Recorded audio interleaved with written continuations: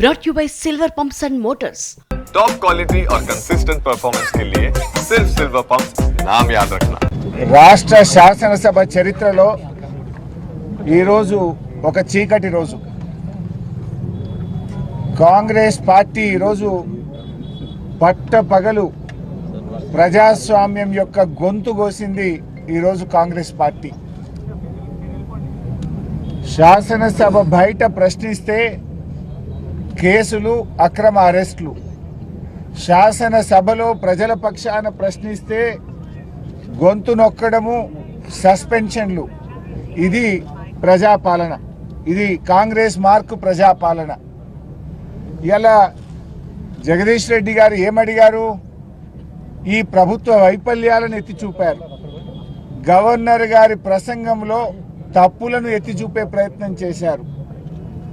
మధ్యలో కాంగ్రెస్ పార్టీ మంత్రులు, విప్పులు అడ్డుకునే ప్రయత్నం చేస్తే, అధ్యక్ష మా అందరికీ మీరు పెద్దవారు, మీరు మా హక్కులు కాపాడాలి, మా హక్కులు కాపాడండి అని ప్రశ్నించిన పాపానికి ఇవాళ జగదీష్ రెడ్డి గారిని మొత్తం సెషన్కు సస్పెండ్ చేశారు.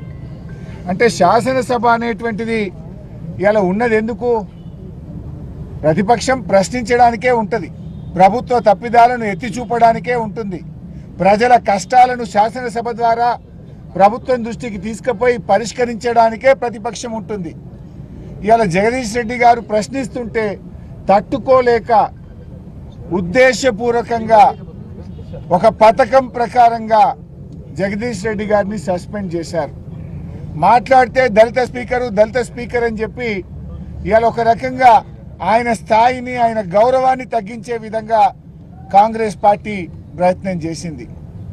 గౌరవనీయులు కేసీఆర్ గారు ఆ రోజు ప్రసాద్ గారి పేరును ప్రభుత్వం ప్రతిపాదించగానే ఏకగ్రీవంగా ఎన్నుకోవడానికి సహకరించింది కేసీఆర్ గారు, బీఆర్ఎస్ పార్టీ. అంటే మాకు ఆయన మీద ఉన్న గౌరవం ఇవాళ ప్రపంచంలో ఎక్కడ లేని విధంగా 125 అడుగుల అంబేద్కర్ విగ్రహాన్ని పెట్టి దళిత జాతి గౌరవాన్ని పెంచింది బీఆర్ఎస్ ప్రభుత్వం. ఈ దేశంలో ఎక్కడ లేని విధంగా రాష్ట్ర సచివాలయానికి పథకాన్ని ప్రవేశపెట్టింది ఇవాళ కేసీఆర్ గారు. కాంగ్రెస్ పార్టీ ఇవాళ దళితుల గురించి మాట్లాడుతుంది. దళితులను అవమానపరిచినటువంటి చరిత్ర ఇవాళ కాంగ్రెస్ పార్టీది. ఇవాళ కాంగ్రెస్ పార్టీ దళిత్ కార్డును అడ్డం పెట్టుకొని రాజకీయం చేయాలని, ప్రతిపక్షం గొంతు నొక్కాలని ప్రయత్నం చేస్తూ ఉన్నారు. డాక్టర్ బాబాసాహెబ్ అంబేద్కర్ గారిని ఓడించినటువంటి చరిత్ర కాంగ్రెస్ పార్టీది. బాబు జగజీవన్ రామ్ గారిని అవమానిస్తే కాంగ్రెస్ పార్టీకి రాజీనామా చేసి ఆయన కొత్త పార్టీ పెట్టుకున్నటువంటిది కూడా ఈ దేశ ప్రజలందరికీ తెలుసు. ద్రౌపది ముర్ము గారిని అవమానించిన చరిత్ర కూడా కాంగ్రెస్ పార్టీదే.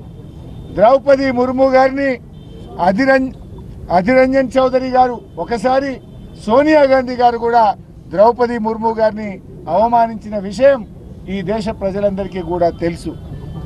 అంటే ఇవాళ దళితులను అవమానించిన చరిత్ర ఇవాళ కాంగ్రెస్ పార్టీ.